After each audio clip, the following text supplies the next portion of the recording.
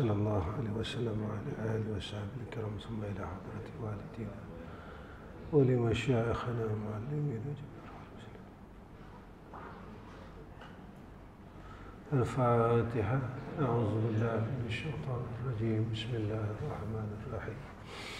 الحمد لله رب العالمين الرحمن الرحيم مالك يوم الدين إياك نعبد وإياك نستعين اهدنا الصراط المستقيم صراط الذين أنعمت عليهم غير المغضوب عليهم ولا الضالين.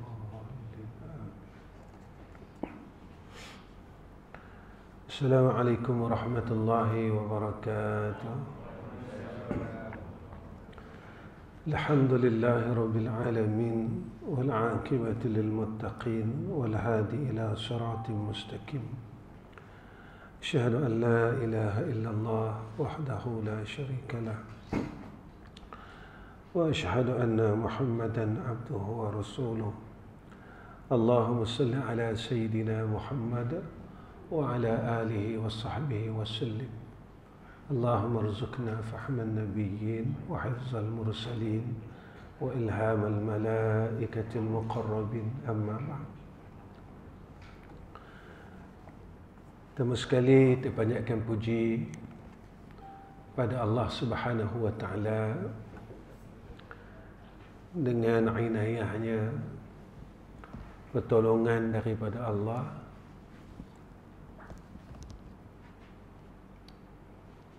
Allah berikan kepada kita ketentuan yang baik.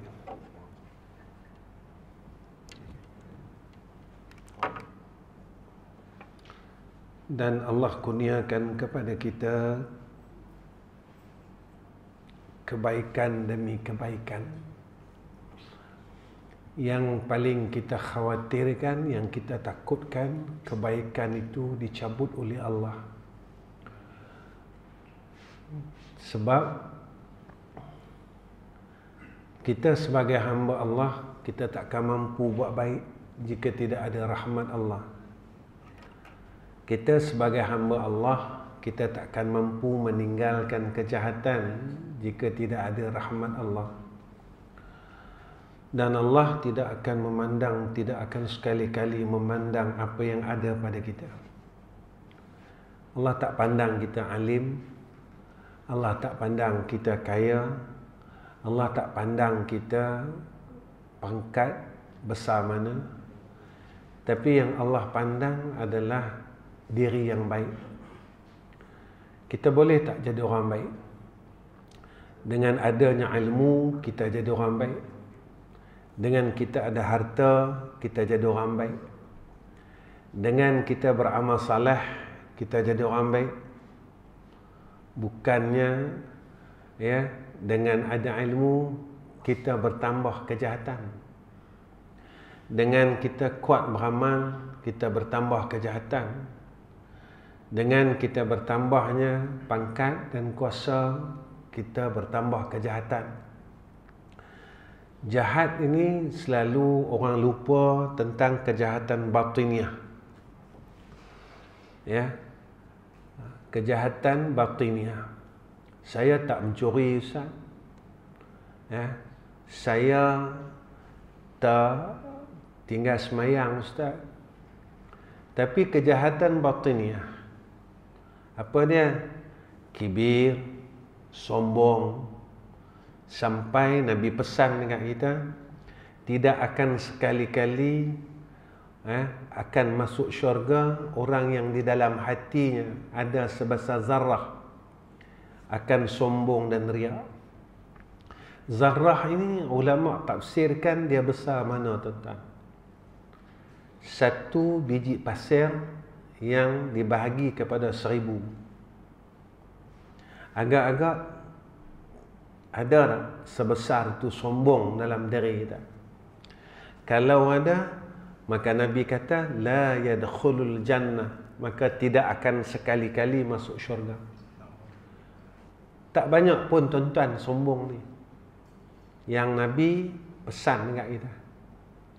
Kenapa? Sebab kita dididik dengan apa yang Allah kurniakan kepada kita supaya jadi insan yang baik. Kalau kita lihat diri kita, apa yang Allah sebut dalam Al-Quran, boleh kata tak ada. Sifat orang beriman, kalau kita tengok, sifat tu tak ada kaedah. Sifat hamba Allah, kalau kita tengok, tak ada kaedah. Kalau 10 yang disebut, mungkin 1. Kalau dalam ayat, orang tanda orang yang beriman yang Allah sebut dalam Al-Quran, innamal mu'minuna alladhi, bahawasanya orang yang beriman, apabila disebut nama Allah, dia dengar nama Allah, pada ketika itu hati mereka ini gemetar. Dia tanya dari kita, setiap kali kita dengar asma Allah, kita rasa apa? Kosong. Bila kosong, siapa kita? Sebab Allah Ta'ala sebut dalam Al-Quran macam tu, bahawasanya. Mana orang lain tak boleh bersifat dengan sifat itu. Orang yang beriman itu, ini kata Allah dalam Quran.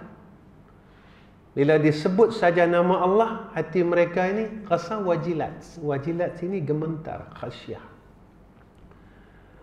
Kemudian Allah sebut lagi dalam ayat seterusnya, wa iza tuliyat, dibacakan alaihim, atas mereka ayat Allah. Kesannya zadathum imana, iman dia makin bertambah, bertambah.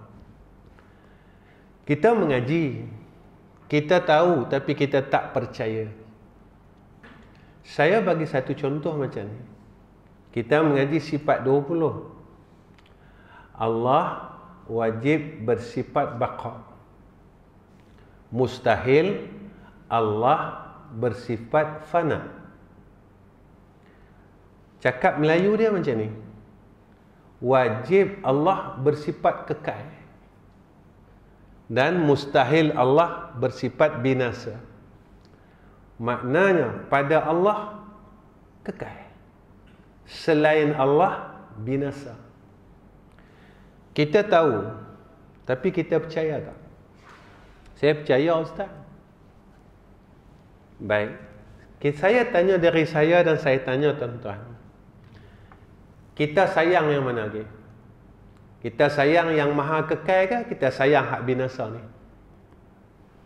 Kita tak boleh tipu Allah Ta'ala, sebab Allah tahu apa yang di dalam hati kita dan pegangan kita. Kita boleh tipu orang, tuan-tuan. Hebat kok mana kita boleh tipu orang. Kita sayang yang mana? Kita ligan yang mana? Kita kejar yang mana? Selama ini kita kejar yang maha kekal, ataupun kita duk sibuk 24 jam dengan perkara yang binasa. Kita lebih yakin yang mana? Kita lebih yakin kepada yang maha kekal, atau kita lebih yakin kepada yang binasa? Ini soal akidah, bukan soal ilmu. Ilmunya semua orang ada. Yang Allah wajib bersifat dengan sifat baqa.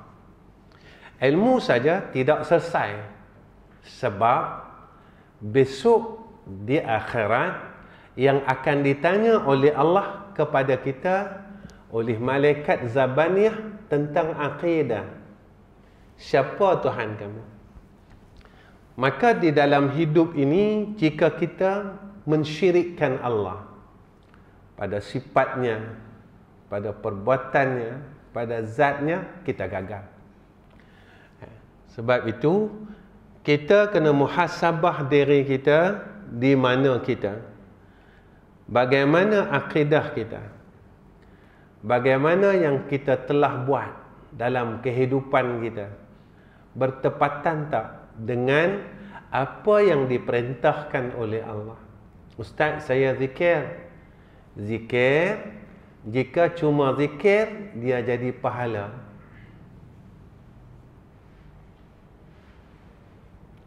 Tetapi zikir, jika dia jadi akidah, dia jadi pegangan. Kita zikir, La haula wa la quwwata illa billahil aliyil azim. Orang panggil zikir hauqalah. Tapi kita pegang tak?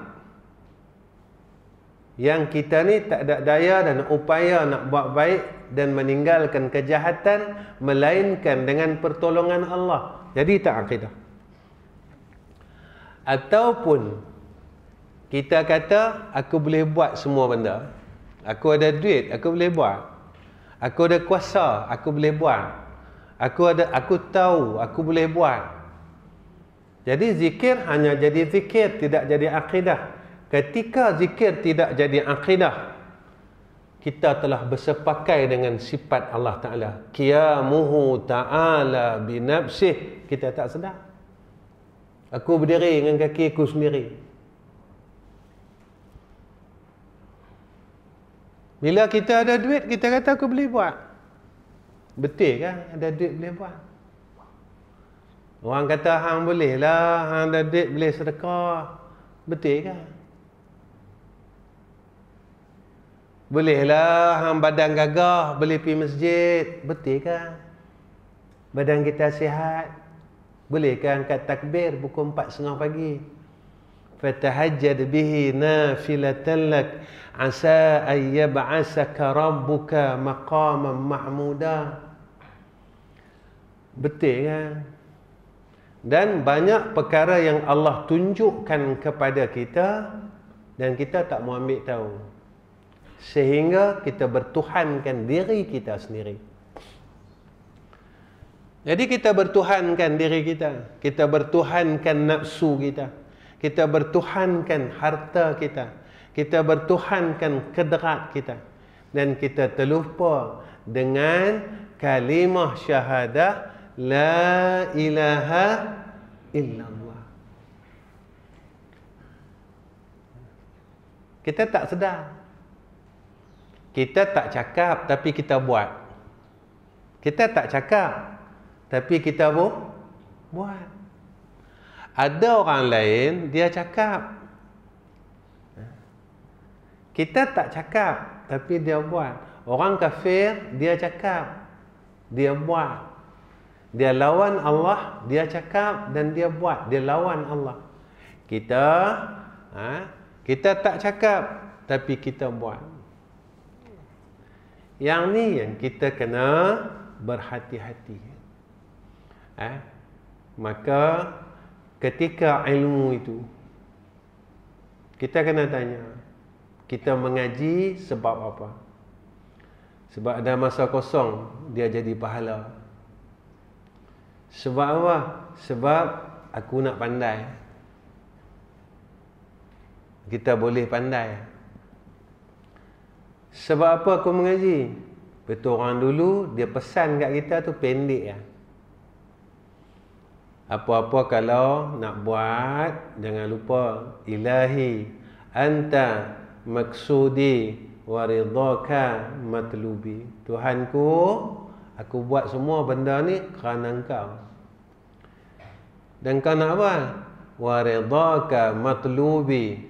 Yang aku tuntut, aku nak engkau redha aku ya Allah. Dengan jalan ilmu ni, mudah-mudahan engkau redha aku ya Allah. Maka siapa yang Tuhan redha? Radhiyallahu anhum wa radu anhu dzalika liman khasyiya rabbah. Rupanya dengan jalan ilmu, maka kita dapat menjadi hamba Allah yang dikehendaki Allah sehingga dikurniakan natijah ilmu. Apa natijah ilmu? Takutkan Allah. Makin kita mengaji, semakin kita takutkan Allah. Semakin kita mengaji, kita semakin tunduk dengan Allah. Semakin kita mengaji, semakin kita menjaga antara hubungan kita dengan Allah. Ini kalau aku buat benda ni, Allah Ta'ala marah aku.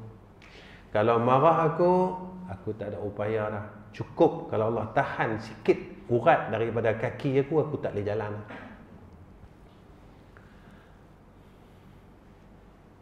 Cukuplah. Aku tak boleh lawan Allah Ta'ala.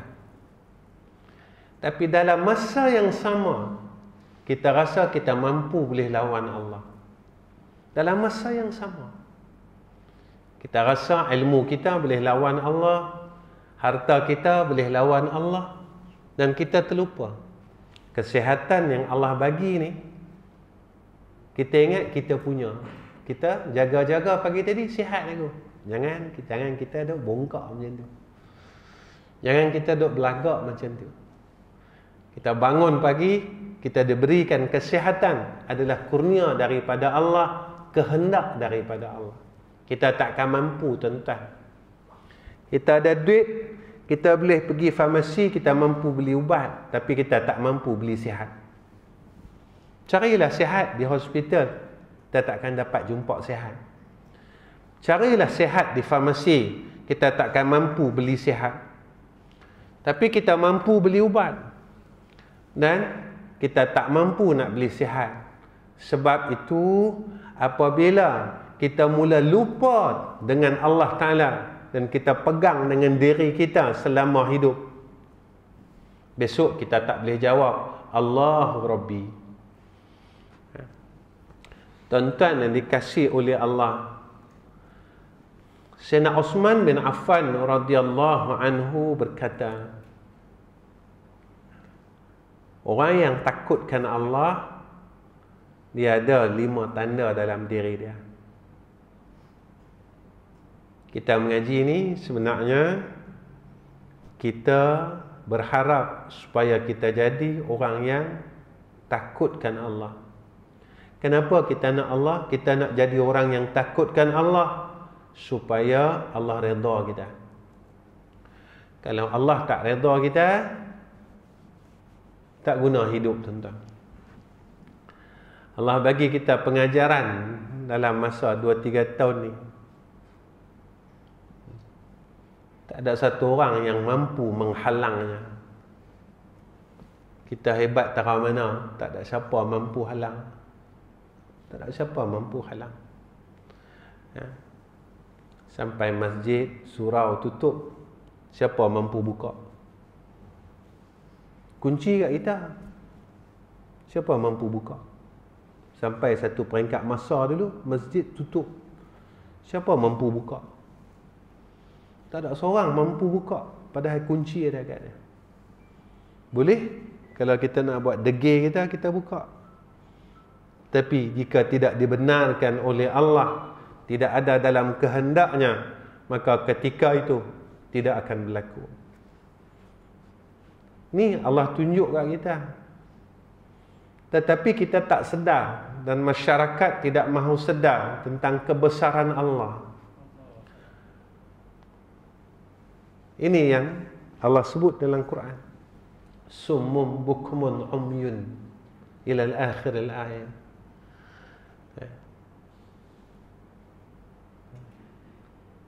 Pada ayat yang lain, mereka ni, kata Allah, mereka ni bukan buta pada mata, tapi buta pada mata hati. Mata celak, tapi hati mereka ni buta, tak nampak tentang apa yang telah ditunjukkan oleh Allah Subhanahu wa ta'ala kepada kita.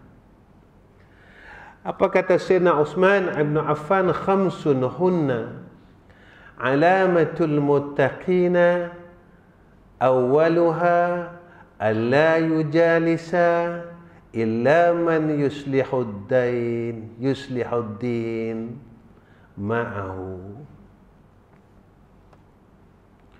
wa yaghlibul farja wal lisana wa iza asabahu syai'un azimun minad dunya yarahu wabalan wa iza asabahu syai'un qalilun minad din igtanama zalika wa yamla'u batnahu minal halal khawfan ay yukhalitahu haramun wa yara an-nasa kullahum qad najaw wa yara nafsahu qad halakat. 5 perkara yang merupakan tanda orang yang bertakwa. Pertama, tidak bergaul kecuali dengan orang yang boleh memperbaiki agamanya dan memelihara kemaluan dan ucapannya. Orang bertakwa, dia akan cari kawan dia di kalangan orang saleh, orang yang baik. Jika kita berkawan dengan dia, kita beroleh kebaikan. Tengok kawan kita, tengok sahabat kita. Ni Nabi didik kita. Orang yang berada di samping Nabi semua jadi orang baik. Kita kena tengok. Ustaz, alhamdulillah saya dapat kawan saya ni, alhamdulillah mengaji tiap-tiap malam. Jangan tengok mengaji ya. Mengumpat berhenti tak lagi. Kalau balik-balik mengaji kata kat orang tak guna. Mengaji tiap-tiap malam, kata kat orang tiap-tiap malam, tak mau. Ilmu tu jadi sampah. Kita semakin kita ada ilmu, semakin kita jadi orang saleh, maka kehidupan kita akan berubah. Sebab itu Nabi kata apa? Manusia ni, orang ni, ketika bertambah umurnya, bertambah keberkatan hidupnya dengan tanda bertambah kebaikan dia. Maknanya semakin dia tua, semakin dia jadi orang baik. Pasal apa dulu dia ni macam ni lah, lain lah. Pasal nak kalau kita jumpa kata setengah orang, dia ni koi baik lah, dia tak macam dulu dah. Maka Nabi sebut perkara ni. Orang yang barakah, bertambah umurnya, bertambah kebaikan dia. Maka bertambah dia tua, bertambah dia jadi orang baik, bertambah baik, bertambah baik. Maka pada tatkala itu Nabi nyatakan kepada kita tentang keberkatan umurnya, keberkatan hidupnya, keberkatan dirinya. Kita nak cari itu ya. Kita nak cari apa tuan-tuan? Nak cari duit sampai dulu tak habis-habis, tak sudah. Cari-cari habis, cari-cari habis, cari-cari habis. Bila nak berhenti cari? Ada. Tu cari nama. Cari pangkat. Tak ada. Lah pangkat 3 tahun sekali orang tak pilih kita, habis. 5 tahun sekali orang tak pilih kita, habis. Cari apa? Cari keberkatan. Barakah pada ilmu, barakah pada rezeki, barakah pada hidup. Ketika hidup kita barakah, ilmu kita barakah, dan apa yang kita buat barakah, ketika itulah kita di dalam rahmah Allah. Itu guru saya pesan tu. Ditanya murid dia, "Hampa nak masuk syurga tak?" Dia kata. Siapa tak mau? Semua orang nak masuk syurga. Dia kata kalau nak masuk syurga, hang kena berusaha untuk memiliki sifat ahli syurga dalam dunia.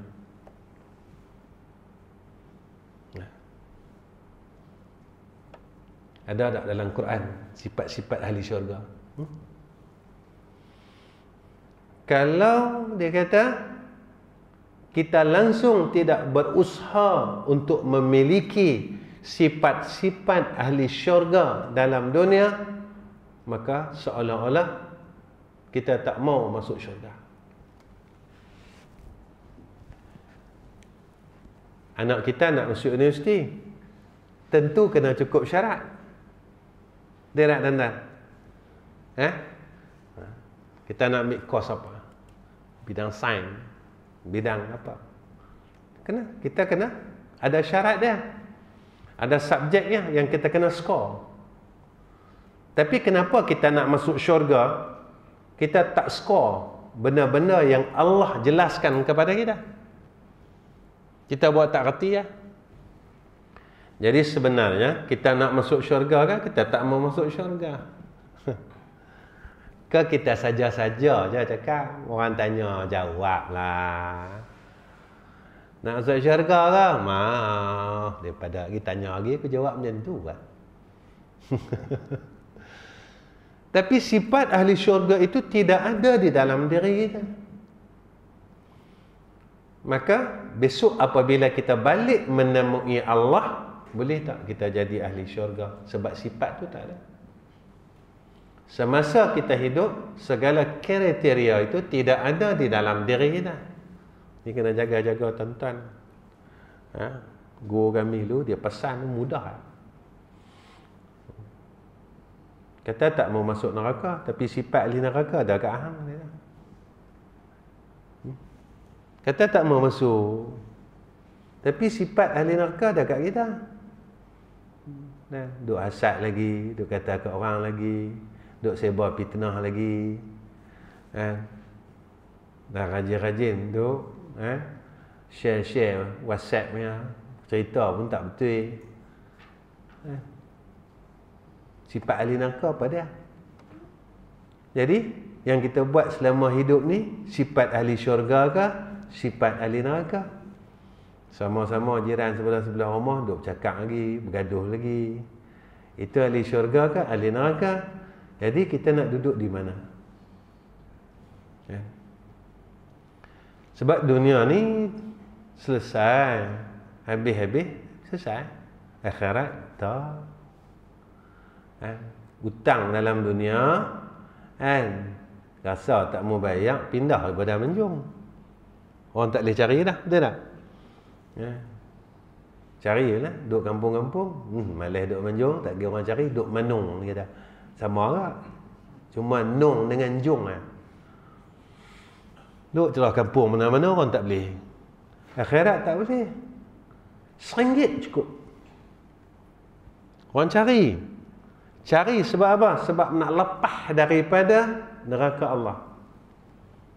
Sehingga ada riwayat mengatakan RM1 potong amalan 40 tahun. Tu kalau RM1, kalau hutang RM10 macam mana? Cari mana amalan 40 tahun? Hidup 50 tahun, mengumpat 200 kali. Cari mana? Cari mana? Kata ke orang, tak berhenti. Kata adik-beradik, kata kawan-kawan, kata orang surau. Orang surau sama orang surau, duk kata. Orang masjid sama orang masjid, duk kata. Ini nak cari mana? Mana nak cari? Itu tak sabit hutang lagi. Sebab itu Allah perintah kat kita jadi orang takut. Takut apa? Hati itu sentiasa rasa takut. Ya Allah, kalau aku nak masuk syurga, aku tak mampu. Sebab salah aku banyak. Maka sentiasa berharap rahmat dengan rahmat Allah. Lalu kita sentiasa berusaha. Kita islahkan diri kita. Kita bukan orang baik, tapi kita berusaha.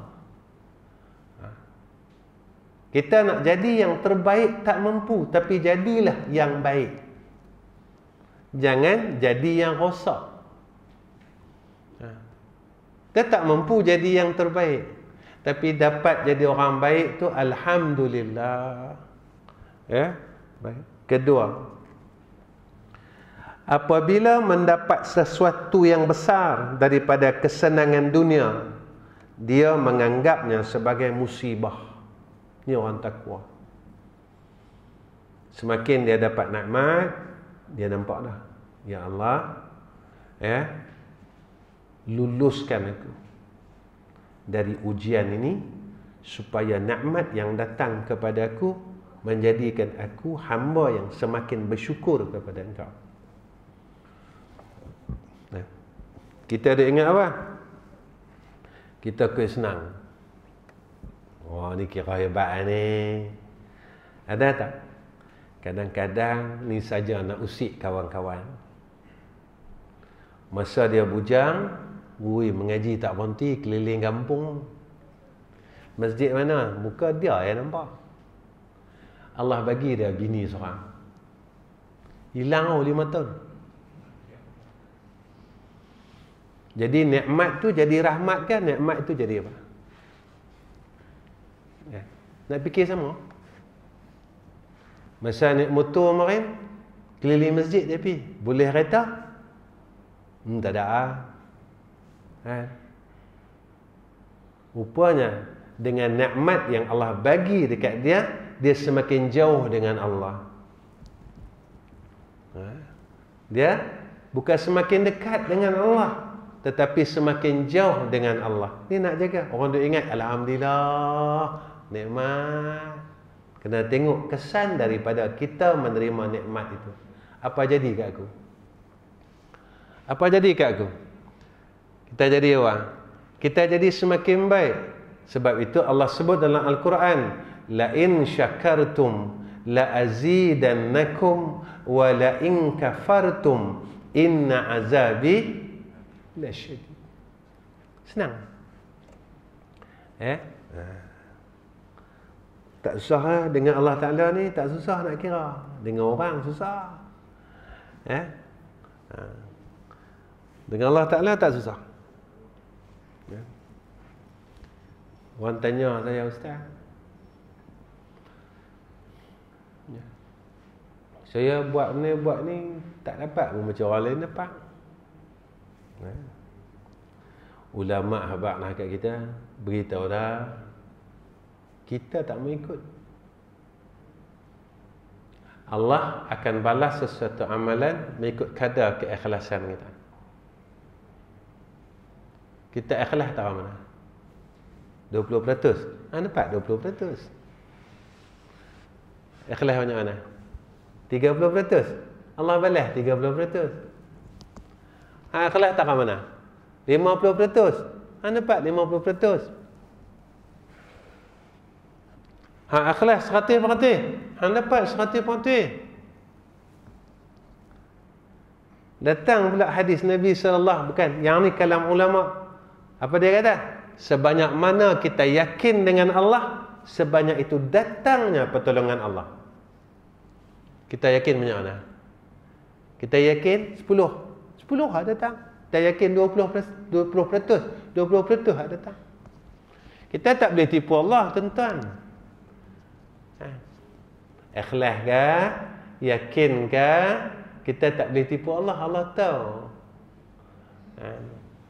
Kalau orang boleh tipu, dah pakai cantik sikit, serban putih, jubah putih, bobor pula lidak tang ni satu, serkup bagi ke situ sampai 3 serban. Oh yang ni tok pakih ni. Dia tipu orang, tak susah. Orang, naklah orang lah. Lagi senang. Tapi Allah boleh tipu. Kalau sebelah-sebelah sana, dia cakap, serelumlah macam mana pun baju tu. Allah tahu. Abdullah bin Ubay ni duduk sebelah Nabi, tuan-tuan.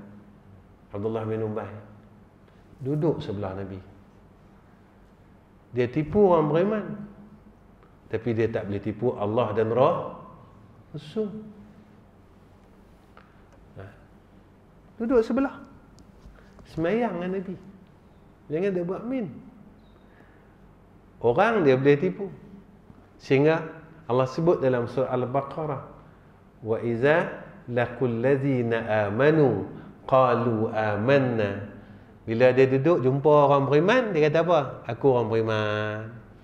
Wa iza khalau ila syayatinihim, dia jumpa puak dia, setan-setan dia, kata Allah, dia kata apa?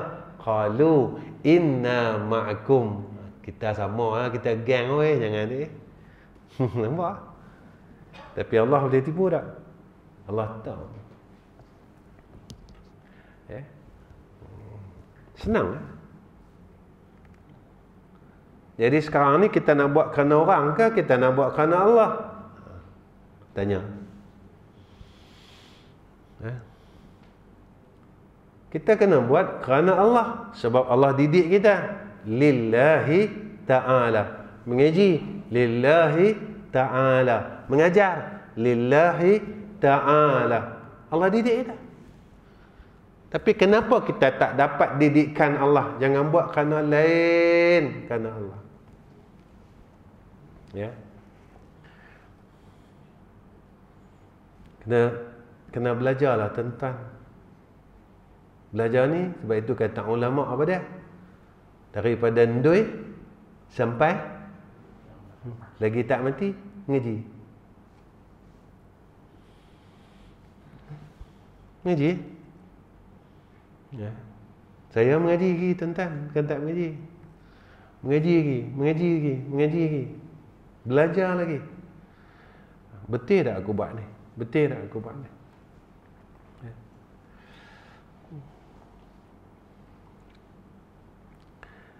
Ketiga,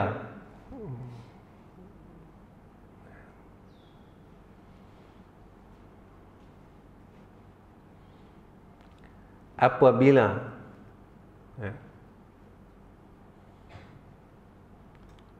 dia mendapat sedikit kenikmatan daripada urusan agama, dia memandangnya sebagai keuntungan yang besar. Bila dia dapat buat ibadat, tak banyak pun, dia dapat mengaji. Macam kita pagi ni dapat mengaji, dia rasa yang ni manfaat yang besar lah kat aku. Orang lain dah duduk kalut dah ni, nak pergi kenduri kahwin. Tengok tak? Kalut ni, hari Ahad ni ramai banyak kenduri kahwin ni. Hak sanding-sanding ada, hak pengantin perempuan pakai gencu semua, mata buat eyeshadow macam traffic light ada, pejam merah, kelip-kelip kuning, lagi buka baru hijau jalan. Hak pengantin hak lagu tu pak kaki mengaji tu. Kadang-kadang hak pengantin lagu tu hak ni kaki mengaji ke lepasan Universiti Islam. Hak jantan pakailah rantai sikit, bagi macam pengantin. Semua hidup sekali, dia kata pasalah masuk neraka orang lelaki pakai rantai. Kan selalu sekali-sekali masuk neraka. Dia kata tak apa, lepas hari ni kita taubatlah. Ingat neraka tu ada share partner kot, boleh jual saham. Tak, dia kalam dia gitu. Redha bil kufrin kufrun, redha bi maksiatin maksiat. Kita redha benda tu maksiat, kita redha. Macam mana kalau bagi sumbangan RM10 macam mana? Agak-agak besok pengantin tak tanya. Allah masukkan mereka ni dalam neraka, lalu kita nak lepas itu lah? Tak lepas. Dia kata, ya Allah, Tuan Haji ni, ustaz ni dia mai doakan saya ustaz. Ya Allah, dia doa saya. Macam mana saya boleh nak masuk neraka seorang? Walaupun saya pakai inai ni boleh pakai, bukan tak boleh. Pengantin perempuan boleh pakai inai. Tapi ketika perhiasan itu ditunjukkan kepada laki-laki yang boleh dikahwininya, maka hukumnya haram kerana dipanggil tabarruj. Tapi kalau dia pakai untuk suami dia, tak ada salah.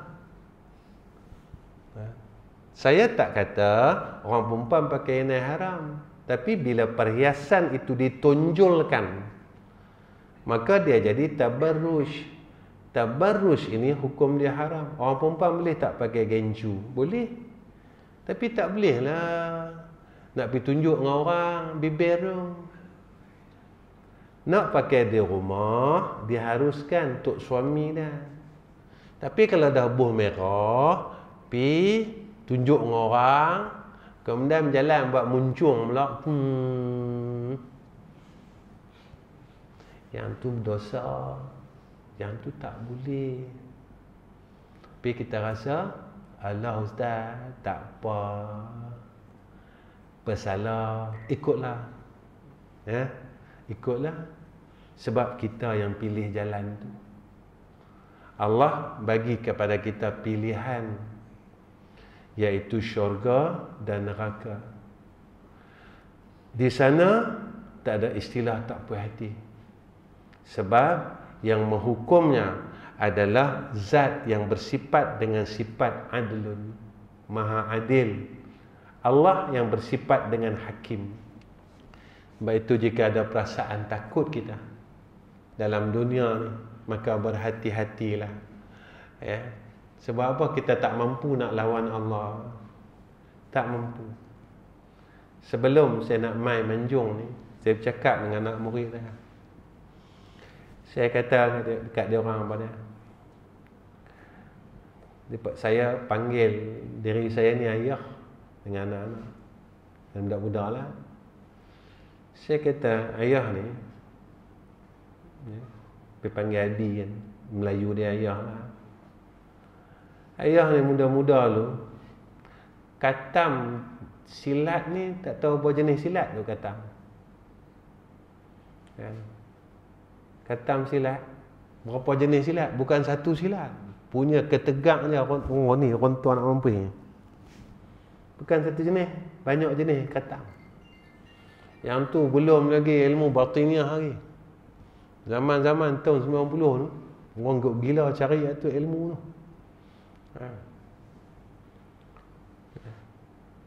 Saya habaq dengan dia. Tapi aku tak mampu nak lawan malaikat maut dia. Aku tak mampu lawan malaikat maut.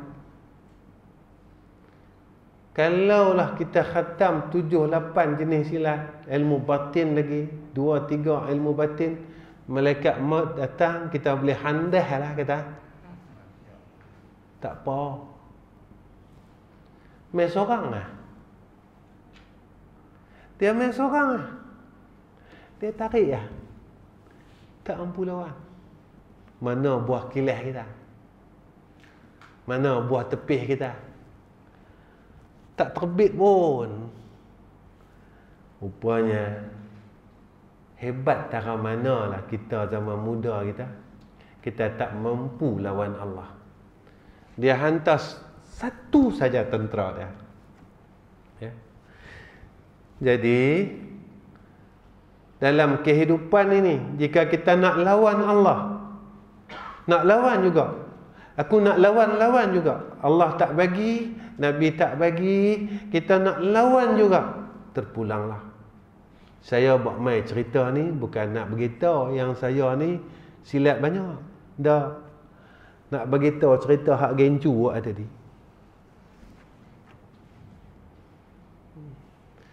Ketegaklah lagu mana kita sekalipun tak mampu kita nak melawan Allah. Nak habaq yang tu ya. Tapi nak bagi faham lagi, konalah kok silat. Nak cerita pasal Tantan saya tak tahu. Kan? Dia ceritalah pasal diri sendiri. Ni cerita pasal pendekar Mustar hak tu. Cerita hak dulu-dulu lah. Yang keempat, dah 2 lagi, 4, 5 berhenti. Sebab Tantan nampak macam nak pergi kenduri kahwin lah. Nah, ingat saya pesan tadi, kalau ada benda-benda yang Allah larang, patah balik. Tuan-tuan terjah juga, terpulanglah. Walaupun yang tu kawan baik kita, adik-beradik kita sekalipun. Ya. Orang tanya saya, Ustaz buat ke Ustaz? Saya buat begitu. Alhamdulillah, mereka tak benci saya. Kita dah ingat, mereka benci kita. Mereka tak benci pun. Mereka kata apa? Kami faham. Kami faham, kata. Hang tak boleh mai, kami tahu. Sebab kenduri kami tu ada benda-benda ni. Kami faham, tapi nak buat macam mana, dia kata. Belah keluarga ni minta. Kami buat je lah. Belah keluarga minta masuk neraka ramai-ramai, kami ikut lah.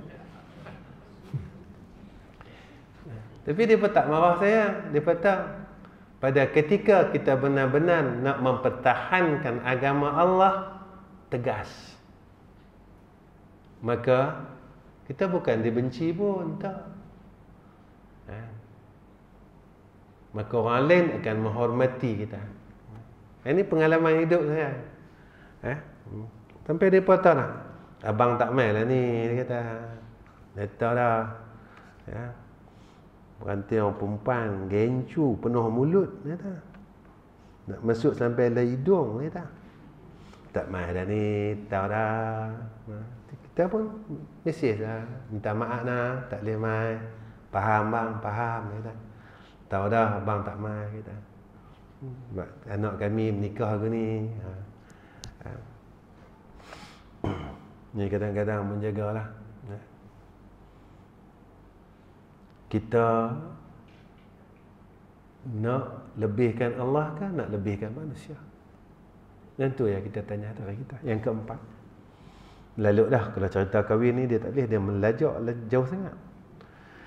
Yang keempat, tidak memenuhi perutnya dengan sesuatu yang halal lantaran takut akan bercampur dengan sesuatu yang haram. Dia jaga perut dia. Zaman ni zaman orang tak kira halal haram, janji boleh jadi duit. Janji boleh jadi duit zaman ni. Kadang-kadang macam-macam kita tengok pelik zaman ni. Wallahu alam. Yang kelima, inilah melihat orang lain bersih dari dosa sedangkan melihat dirinya sendiri penuh dengan dosa. Ini orang bertakwa. Dia sentiasa menganggap dirinya lebih bersalah daripada orang lain. Betul kalau kita tengok mereka-mereka ni banyak cakap aku bodoh, aku jahat. Saya jahat, saya bodoh, hak pandainya kamu, hak baik kamu, saya jahat lagi. Kerana apa? Kerana mereka ini lebih memandang orang lain itu bersih dan dirinya sebenarnya kotor. Kenapa dia pun buat macam tu? Sebab mereka menjaga diri mereka ini supaya tidak terkeluar daripada golongan ahlu tuqa, orang yang takutkan Allah, kerana mereka takut mereka tergolong dalam golongan orang-orang yang kibir, orang yang sombong dengan apa yang telah mereka perolehi. Jadi setakat ni saja pertemuan saya dengan tuan-tuan. Rasa cukuplah, mengaji banyak-banyak, tak payah, jangan lama-lama mengaji. Lagi cepat alim susah. Bila cepat alim tak mahu mengaji dah. Saya alim dah, dia kata. Jadi biar sikit-sikit, kata pepatah Arab, faqillan fasara jabalan. Sikit-sikit, lama-lama jadi bukit. Yang kita nak bawa balik bukan ilmu dia. Yang kita nak bawa balik apa yang kita boleh buat selepas daripada kita duduk dalam majlis ilmu. Apa kesannya? Apa yang aku boleh amalkan? Yang ni Allah nak tengok kita. Bukan ilmu kita yang bertumpuk-tumpuk, kitab kita yang bertingkat-tingkat. Tetapi apa hasilnya daripada itu? Yang ni yang Allah nak tengok kita. Jadi tuan-tuan, akhirnya tuan-tuan semua muslimin muslimat, tolong doakan insan ini. Mudah-mudahan Allah berikan kesihatan yang baik dan dikurniakan kasih dan sayang dan keredaannya.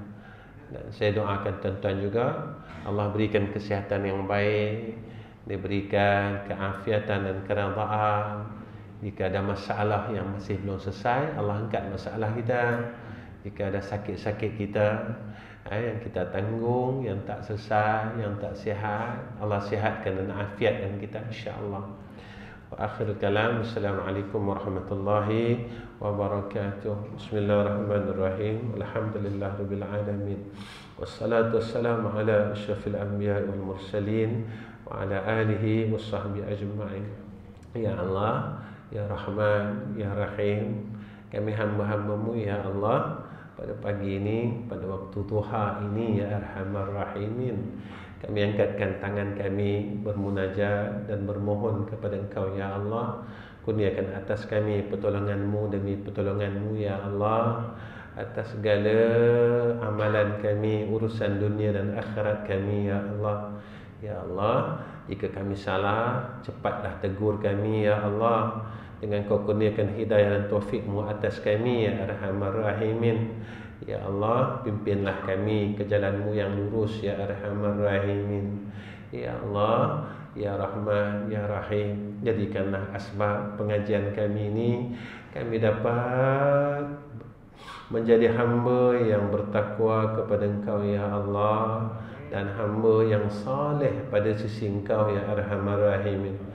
Ya Allah, selamatkan kami, isteri dan anak-anak kami daripada bala, wabak, daripada segala fitnah dan ujian ya Allah yang kami tak dapat tanggung ya Arhamar Rahimin.